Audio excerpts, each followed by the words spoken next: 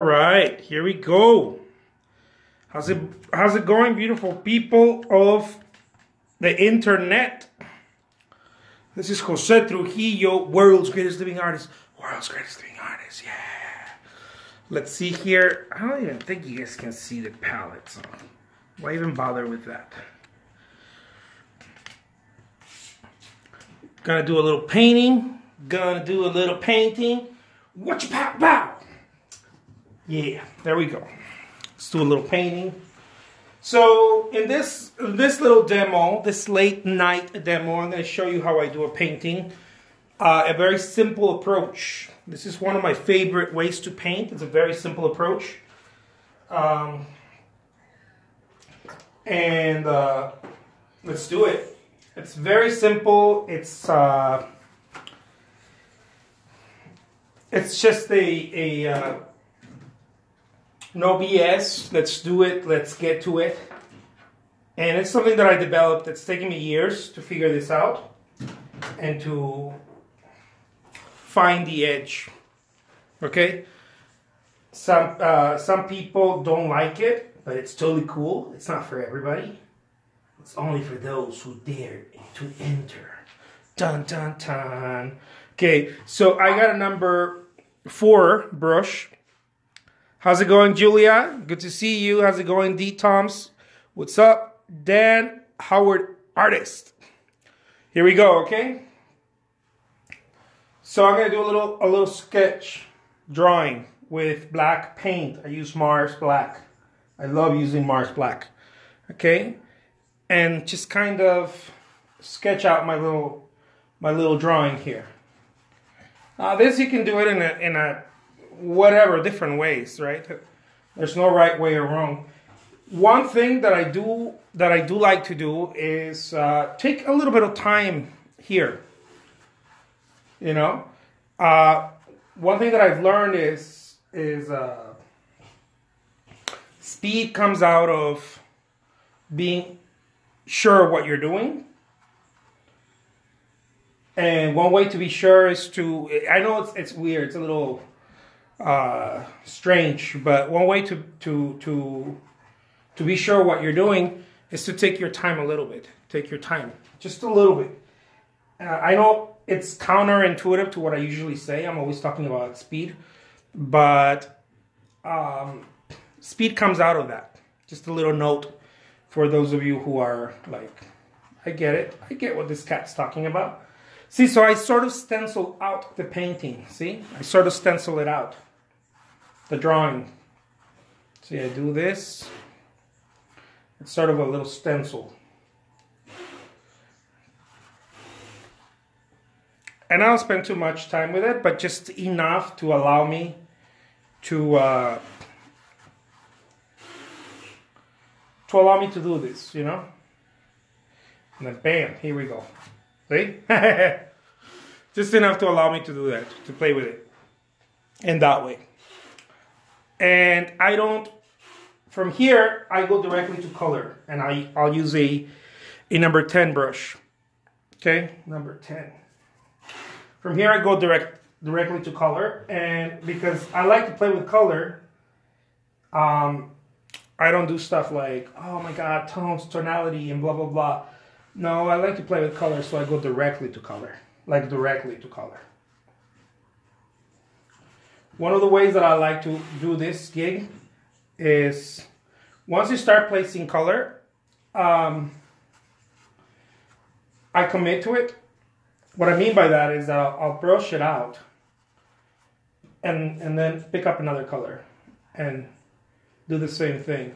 Now, this is common knowledge, and it's definitely something that I'm used to because I've been painting for a while, but you don't have to stay with the same color palette. Of course, you can change it and play with it, and you know, figure out what works for you.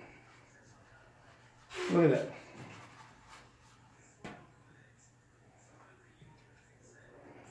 You see, very simple, but yet I like the directness of it. It's sort of colorist. And there's a bit of ease to it.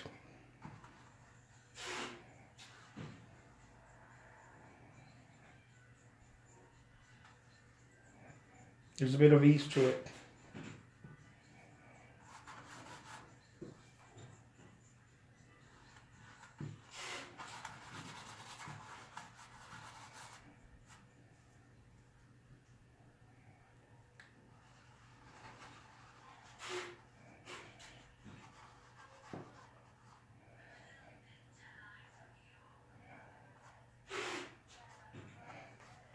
They look like fangs. Ah, Dracula puppy. What brand of paint is your favorite? I like to use this brand. It's Student. People say it's student grade, but I've used this brand for probably like 20 years. It's not student grade. It's super awesome. I love using this. I loved using another brand. This is Windsor. I love using another brand, and the other brand was Georgian. But I heard they were getting discontinued, so I felt a little bit sad. When I'm feeling lucky, I'll use Graham. I think it's called Graham. It's a walnut oil paint, and I'll use that as well. Check it out, check it out. See, so there's an easiness to it that I like to bring. It's bold. It's not very confusing, especially if you understand color a little bit. It's not very confusing. I know it seems confusing to some people that maybe haven't painted or whatever, but it's really not confusing. I'm placing cool colors where there should be dark, and I'm placing light colors where there is heat, right? It's like Terminator. Looking for the light colors where there's heat, and anyways. That kind of just dated me. So not Terminator, I guess. Yeah, I was gonna say Predator too. But you see, if there's now this doesn't always have to be super dark. If there is a dark area like here or whatever, sometimes I'll go with a very intense red, which can be a dark color as well. You know, very intense red can be a dark color, and on and on. I'll use lines of the brush to suggest, because the type of painting that I like to do is suggestive. So I use the lines of the brush, you see. They're not necessarily, how can I say this? They're not meant to create brush strokes. Like it's not this, right? It's sort of like drawing. It's a continued look. I'll use it to create gesture. It's a continued little thing, you know. It's sort of like drawing when people are artists do what do you call it? Yeah, just you're trying to shade something, and then you'll use a line. You'll use lines, a lot of lines, you know, this type of stuff. You're trying to shade something. I'll use it to suggest movement. And this is something that I just picked up. I started looking at what some of the artists that I enjoy a lot were doing. I started seeing how some of the paintings of Diego Velázquez, some of the paintings by El Greco. I started looking at some of my favorite artists, what they were doing, and I realized that they did all sorts of little gestures that are not necessarily academic. They just figure shit out, you know. They've been doing it for so long that they started figuring stuff out. You know, they started figuring stuff out, and so that kind of stuff makes me happy, because I know that I've been painting for over 20 years, and I realized that I figured some stuff out. You know, you have to, right? You have to, especially if you do it for a living. You start figuring stuff out. You start realizing certain things. certain little touches, certain little things that most other people may not figure out, but you can. You know, and not because you're so smart or whatever, but because you're in tune with it. You know, you're around it. You're around it all day, so it starts becoming second nature to you. You know, whereas Michael Jordan said that if you practice the same bad shot over and over, you're still practicing the same bad shot. It may be in sport, not in art. I kid you not. If you practice enough in art, I don't care if it's bad. You're gonna start figuring stuff out. You start figuring stuff out that because art is different than different types of skills. You know, art is different. You'll start figuring stuff out that you're like, oh my god, I didn't know that was possible. You know, it's not like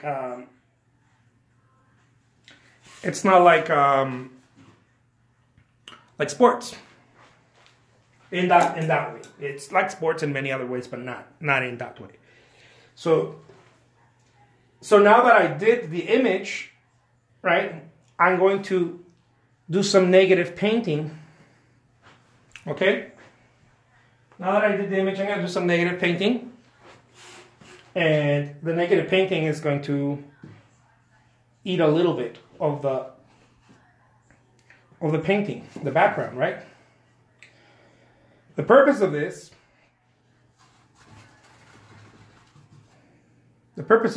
is very simple. I wanted to marry it, right? I wanted to marry it because if it marries it, it becomes one with it. You see, I want the painting to touch. This is something that people forget about oil painting. I want it to touch with the other line. I want them to marry. Auguste Renoir used to say, I want them to fuck. But don't mind the bad words. I want them to touch each other, right? Because if they do, then the painting becomes rich. It becomes one. And that's why I like to do the background last. It's one of the reasons why I like to do the background last. Many artists like to do the background first, and then they overlap the image. I like to work on the images as if they're stencils. I'm stenciling out, and then almost like a paint by numbers, I'm filling it in, right? And then at the very end, I'll go to the background. This is something that I started developing, and I like it. I like it. It feels right. It's the way I like to do it. And then I'll even come up with something like a glow, like this, you know? Why not? It can even glow if we want to, right? And there it is, a little puppy or something like that. I hope you guys enjoy this, because I'm going to sign it right here. This right here, it says world's greatest living artist right there. World's greatest living artist. Jessica says, why do you use oil versus acrylic or watercolor? I use them all, actually. You guys haven't seen me do other stuff, maybe, but I use them all. Are paintings done with certain types of paint worth more? No, it's a myth. It's a myth. It's a myth that paintings that are done in oil are more expensive. It's a total myth, especially nowadays. Maybe at some point in history, I don't know. Maybe at some point in history, but it's a total myth. It's not true, especially not today. A graffiti artist who has a good following on Instagram may very well kick more ass than a realist painter that creates super awesome oil portraits. You know, it's so different today. Which paint, Julia, Tom Tanya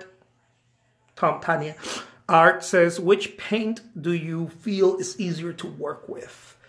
Honestly, I got so used to oil paint that I feel that oil paint is easier to work with, and I have a method of how I use it. It's a little technique. I like to pre-mix my paint with walnut oil. Very expensive stuff, but it's definitely worth it. Some people, I keep tons of that stuff. Like gallons of it, okay? It's expensive, like this gallon's about 100 bones, but it's totally worth it. It's totally worth it for me, right? For other artists, it might not be. For me, it is. I love it. I'll clean my brushes with the same stuff. I know it's an expensive way to clean brushes, but I like to. I'm just so used to it. I've been doing it for so long that I'm so used to it. The second best medium or easiest medium to work with would probably be acrylic, but I do acrylic different. I do acrylic with water. I don't do acrylic with like medium or, you know, some sort of acrylic thinner or whatever. No, I'll do acrylic and house paint if I feel like it. Like I'll mix it up, and I love using water. I love using acrylic for large pieces of, you know, large canvases, very large canvases. I love using acrylic. It just it flows so nice. It's almost as nice as oil, if not many times even better. But because I'm so used to working in oil, I prefer oil. I'm just so used to. I've been painting for over 20 years, and oil is just something that I swear by it. You know, I swear by it. I love working with house paint and acrylic. Yeah, you know, I'm the artist that everything's cool with me. Like I know some artists are like, oh my god, no, you're gonna ruin your paint with acrylic paint. I'm like, be quiet. You know what you're talking about. It's only the doers, you know. Only if you're doing, you figure these things out. If you're not doing, you're scared of everything. But if you're doing, you figure things out. You start figuring, and then you meet other artists who are like super badass acrylic painters, and you know, and on and on and on. Like one of the things that I'm working on right now, and I'm gonna do a video soon, is metallic paints. You know, like craft type of metallic paints, but like gallons of it. And acrylic house paint. House paint is not acrylic; it's latex, but it mixes so well, and you can create all sorts of cool stuff. I especially like that for using not just brush but other applications, like what a lot of contemporary artists are doing is they're using squeegees, you know. I think they're called squeegees or boards. I love doing that for large pieces, for large pieces of artwork. They're really cool. Interior designers love them, and I swear by them. Jessica says, do you use the same brand when you get acrylic? Yes, I do use the same brand, but I for acrylics, as the same for house paint. It's so much, right? It's like oil paint doesn't compare to the amount of acrylic paint there is out there, and it doesn't compare. And acrylic paint doesn't compare to the amount of choices, pre-mixed choices that house paint has. That is the number one thing. How's it going, Carol? Good to see you here. That's the number one thing that I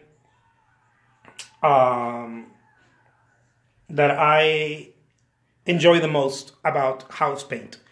That you can just go bananas with it. Carol, I wanted to thank you. I want to thank you personally. I saw that you went and got my artist guide. I saw that on my email. So thank you so much. I hope you enjoy it. Let me know how you feel about it after you read it. It's not I don't know if you read it. It's not that long. I wanted to keep it short and to the point. So let me know what you think of it. I'd love to hear your feedback, since I respect your feedback, especially with this type of stuff. So thank you so much for that, Carol. I appreciate it. Thank you. And so there's different stuff that you can use. You know, it's unlimited. It really is just unlimited. You know, the whole thing is unlimited today. So you don't have to stay with one form of painting. I like to use different mediums. I'm a multimedia artist. I'll do mixed media, house paint, as I said, house paint over photography, house paint over print, right? Photography is print, but different print, something that I mixed, right? That I played with on Photoshop and whatever. And oil paint, I mean, I swear by oil paint. I'm going to show you guys a couple of paintings that I have here that I never sold. I wanted to keep with me. And this is a mixture of oil paint and acrylic. Not acrylic, house paint. This is oil paint and house paint. It never goes together. It should never go together, but I made it work. And this is, I mean, look at the background on that. You know, this is something that I love doing. This is a very old painting that I did, and it's a mixture of that. It's why I love the choices. This is another one. The choices. I don't paint like this anymore, as you can see in the background. I used to paint like this. I thought I was Dali for a little while. So I used to like to create this type of stuff. Very large work like this. I started out very young. I started painting very young, and the background's house paint. The background's house paint. I was very careful to not overlap it, because you don't want to overlap house paint with oil. It will never dry, and it will just give you a nightmare. So you want to separate house paint and oil. Acrylic, you can do an underpainting and then put oil on top, a very light underpainting. Because remember, oil sticks to the surface mechanically. Okay, it's like a tooth. It sticks mechanically. With photography and painting, what is the best glue or way that you place them together? Very simple. There's this paste that it's like an impasto paste.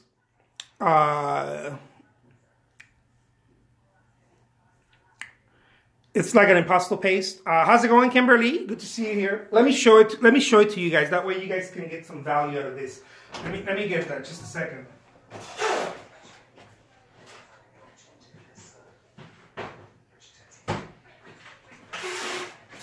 So if you want to glue that together for mixed media or photography, let's say you want to put a piece of photograph over canvas or over a board or whatever, use this. It's not so expensive, but this works like it's the best stuff out there for me, in my way of thinking. I've used this thing for years now. It's by Golden. It's a gel medium. It's milky. It looks milky, right? It looks milky, but it's just because it's the way it's supposed to look. But once you apply it, it dries clear, of course. It dries clear. And this stuff, I mean, just apply some of that, like paint your board or your canvas with this stuff, and then paint the back of your photograph. That way you have glue on both sides. Okay? It's better that way, trust me. Paint the back paint the surface that you're going to put your photograph on. Paint the surface and then paint the back of your photograph.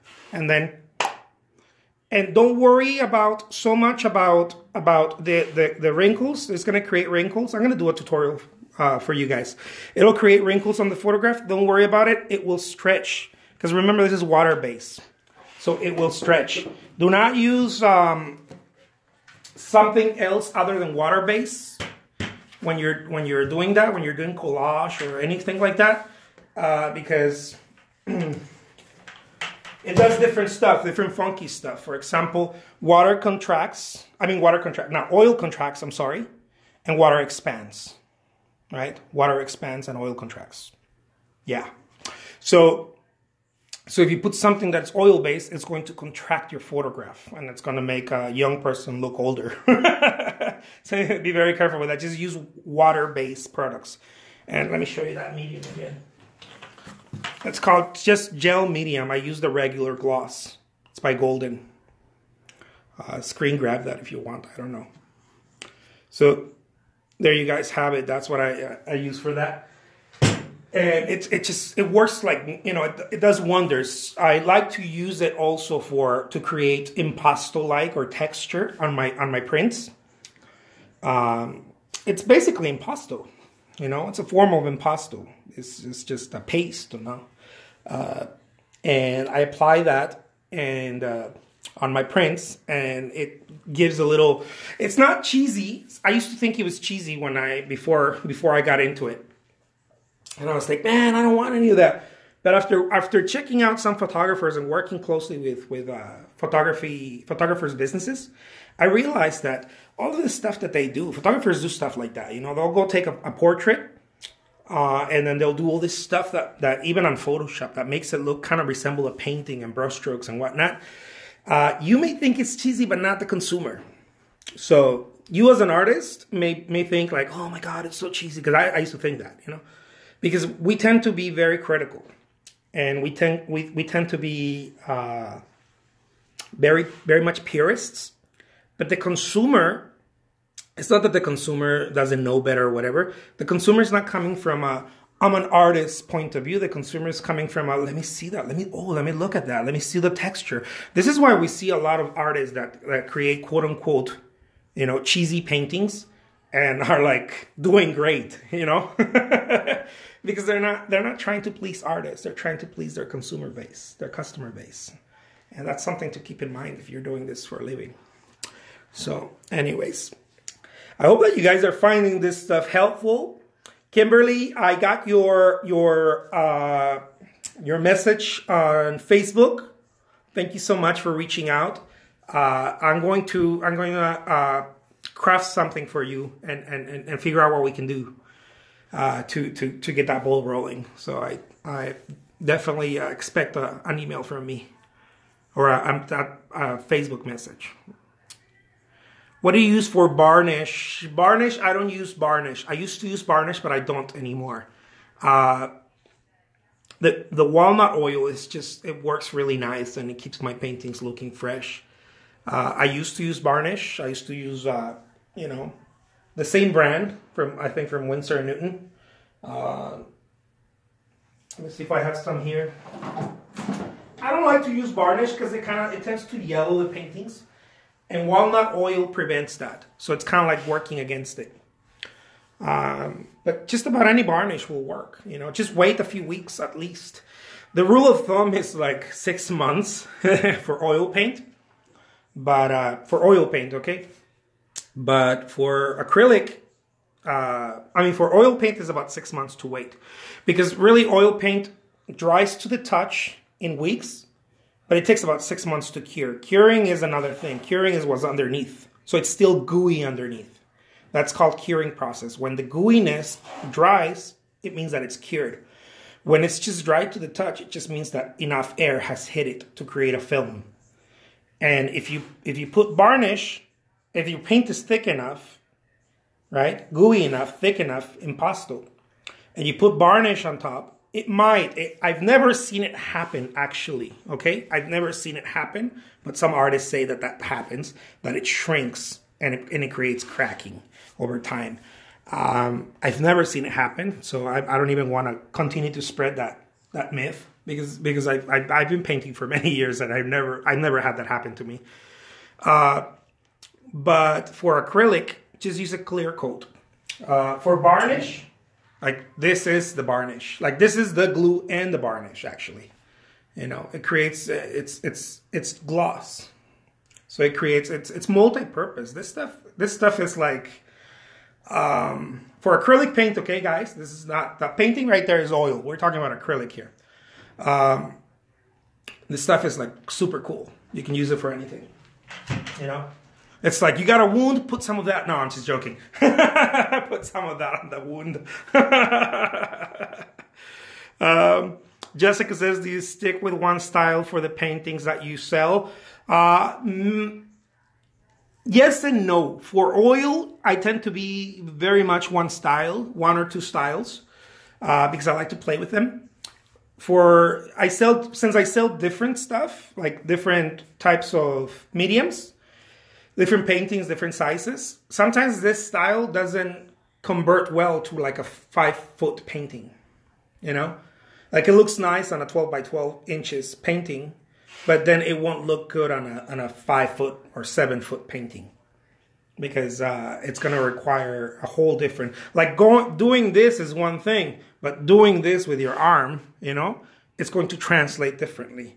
And using a brush like this will mean something there, like the style wise, but using a brush like this, you know, compared to this, it's going to just translate differently. It's going to mean something else.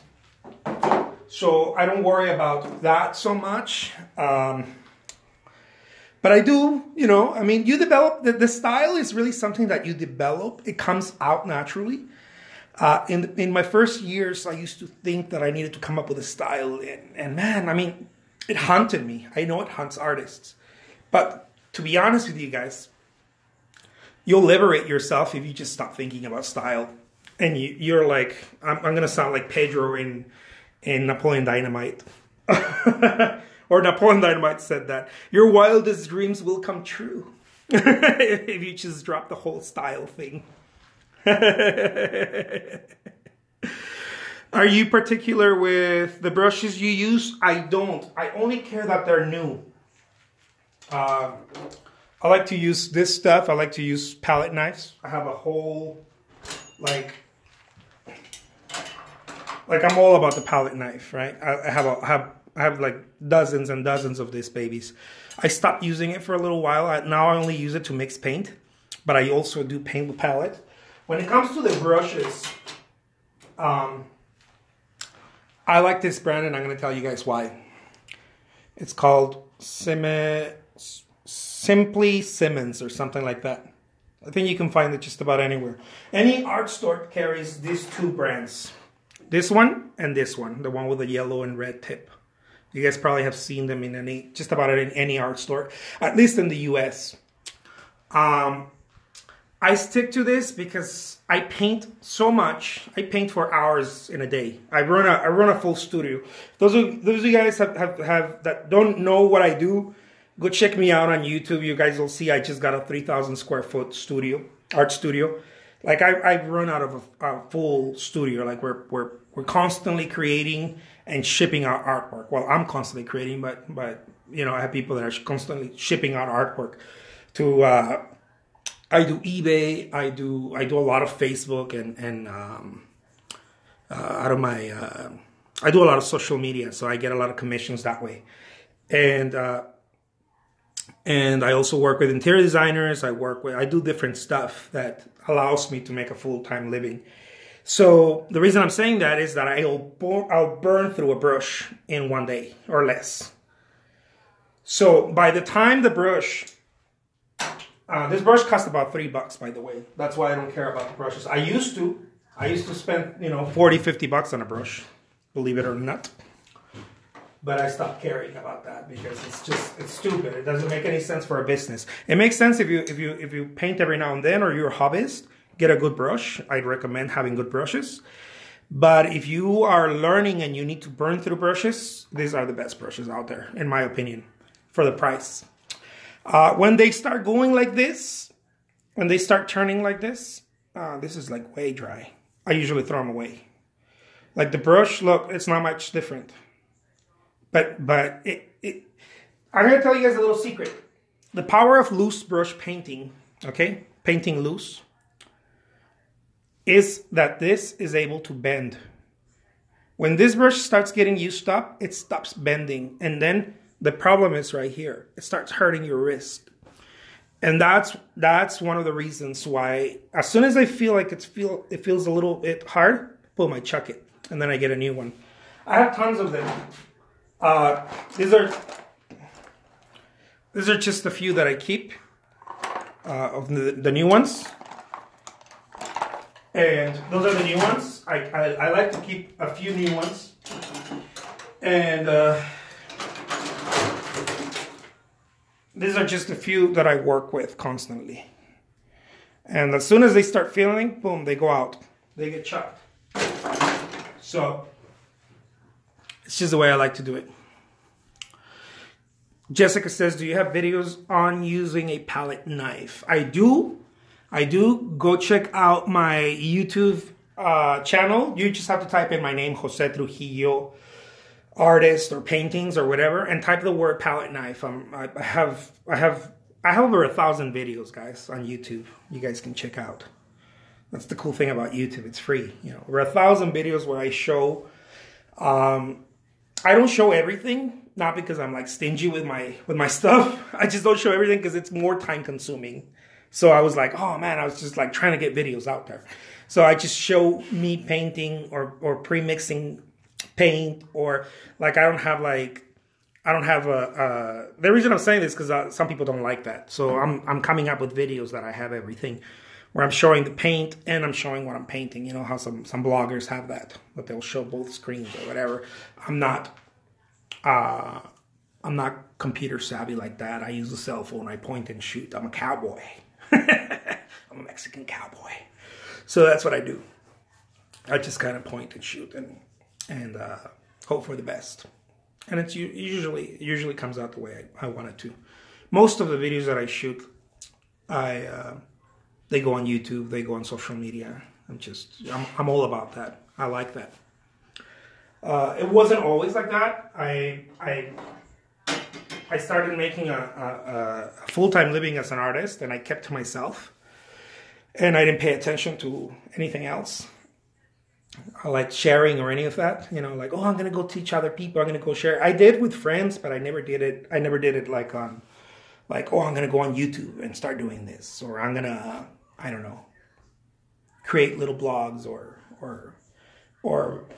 videos that I sell. I didn't jump straight into that. And, you know, now I'm starting to do stuff like that. But I didn't jump straight into that. I'm just an artist who paints and sells his paintings. And now people are asking, hey, dude, how come you don't do like tutorials, like real tutorials, you know, from start to finish? And I'm like, all right, let's do that. Let me show you guys my table, because I'm cool. I'm so legit that I paint on glass, right? I mix I'm so legit. It's on glass. It's a glass table, because I'm cool like that. It's the way it's supposed to be. Too legit to quit. Look at that. Rough. I'm a gruff Chicago Illinois. Check it out. Take a bite out of crime. Look at that texture.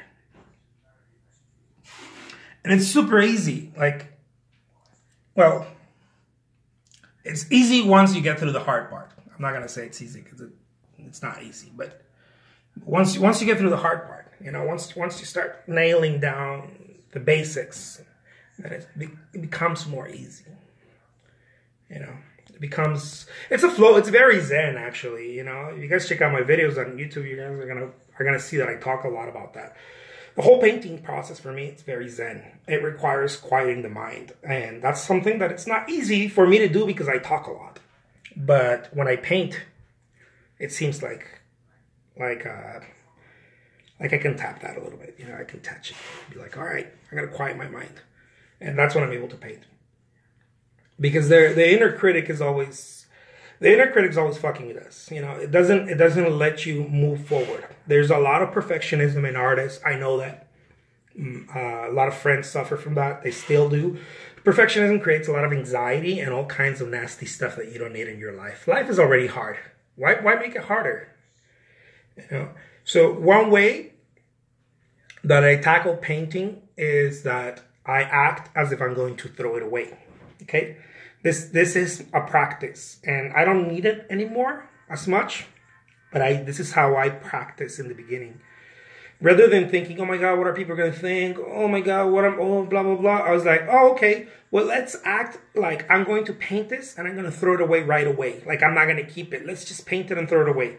Once I detach myself from the painting, the painting actually started coming out the way that it was supposed to come out. Not the way I wanted to, because that never happens. The way it's supposed to come out.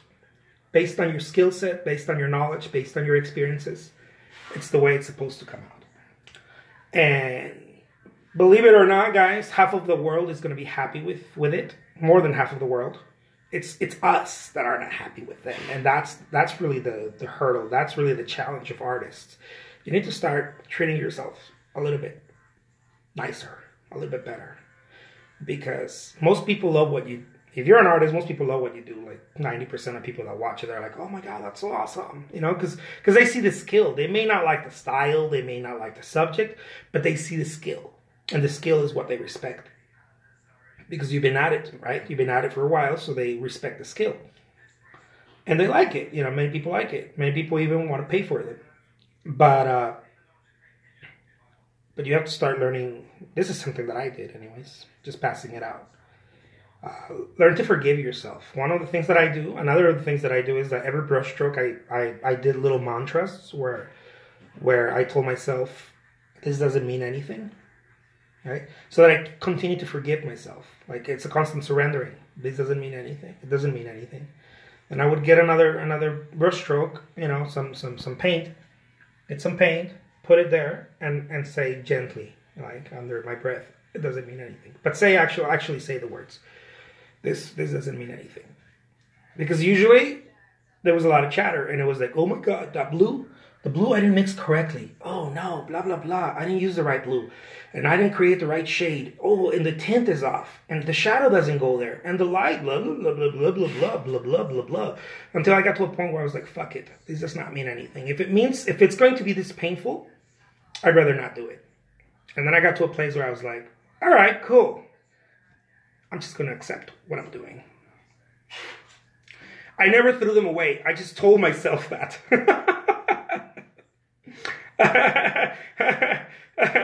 I threw some away when I was pissed. I was really pissed off. I was like, I would punch him, because I was super angry. Because, you know, in the beginning, things don't come out the way you want, so you start behaving like a child sometimes. And so I did throw some away, but it didn't happen that long before I started realizing that I was just being an idiot. And the more I practice that, by the way, the more I practice telling myself, I'm going to throw it away. It doesn't mean anything. No one needs to see it. Even myself, I don't need to see it ever again. I'm seeing it this one time and I'm never seeing it. Because this is what artists do. You paint something and you put it away, and then you listen to other idiot artists that are like, oh my God, flip it. Flip it. If it passes the flip test, then it's a great painting, you know? Let it dry, come back to it, and on and on and on. And it's usually gallery artists that are spreading that kind of BS, which is cool, you know? I mean, someone came up with that. I don't know who did. Don't care much about that. I did that for years. I hate it because you're introspecting, and every time you're introspecting, you're overthinking, and every time you are overthinking, you are creating anxiety. That's what it creates. Overthinking creates anxiety, and it's not good. You don't really grow from that. You're just martyrizing yourself. So what I started doing was like paint it and forget it. Like set it and forget it. Paint it, throw it away. So I literally just put it away and I never looked at it again. I had to train myself though. It wasn't easy, okay? I'm not going to claim here that, oh my God, this is the path. It was so easy. But that is the path, I believe. It's the path of least resistance. It's like paint it, don't judge it.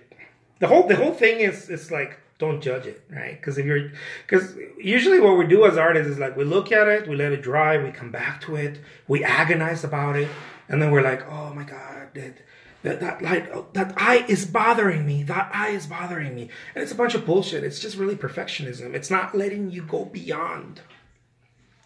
And if you go beyond, you create more. This allowed me to create hundreds, thousands of paintings. I've put easily have put my 10,000 hours in it.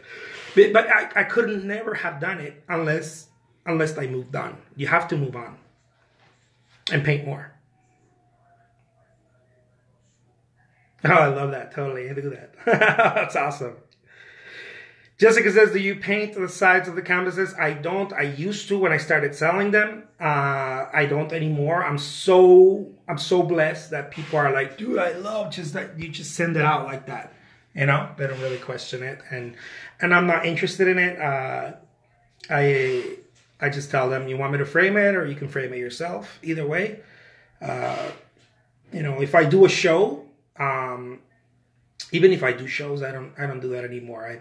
I've come to a place in my life where I have such high belief of myself that I don't really agonize over those things anymore. I just kind of paint them and again, set it and forget it, you know.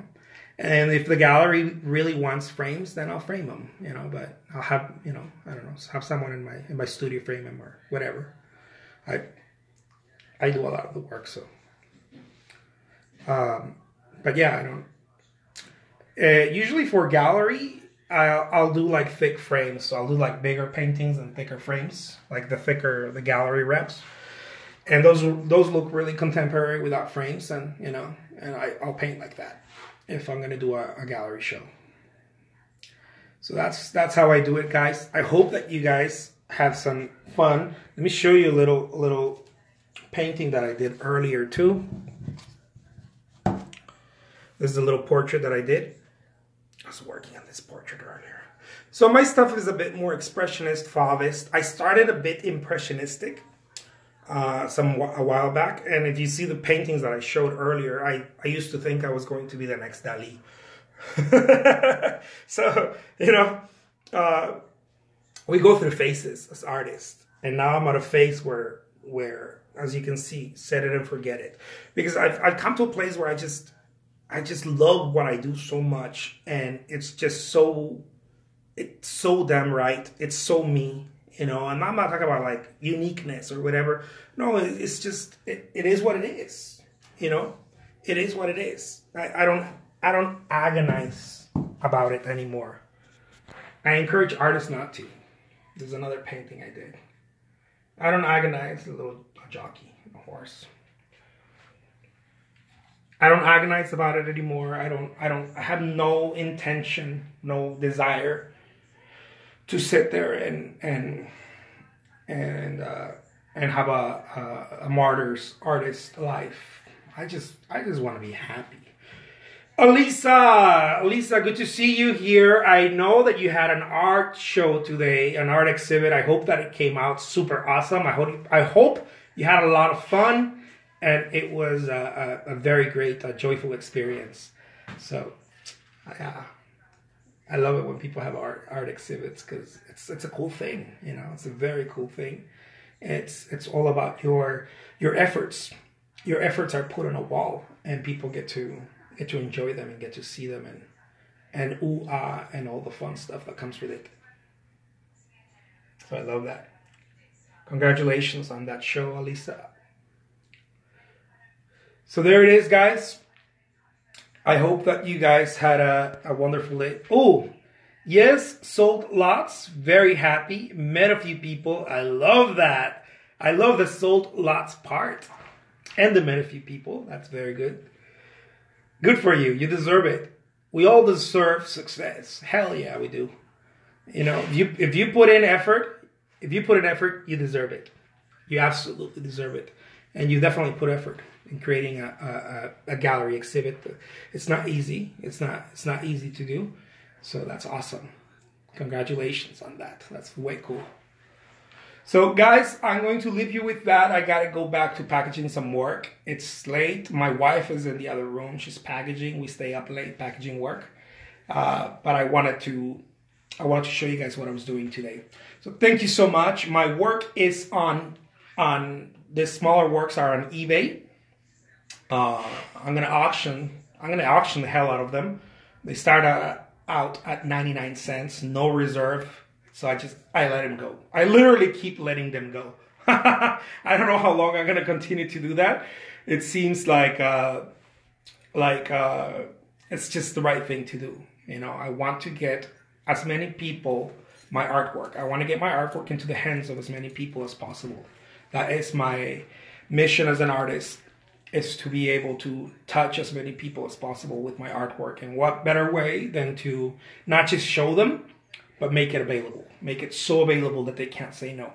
So there it is, guys. If you guys want to check out my eBay site, it's on my link. It's on my profile. There's a little link right there on Instagram. Or if later you're watching this on YouTube, there's going to be a link underneath somewhere where you put content and whatnot.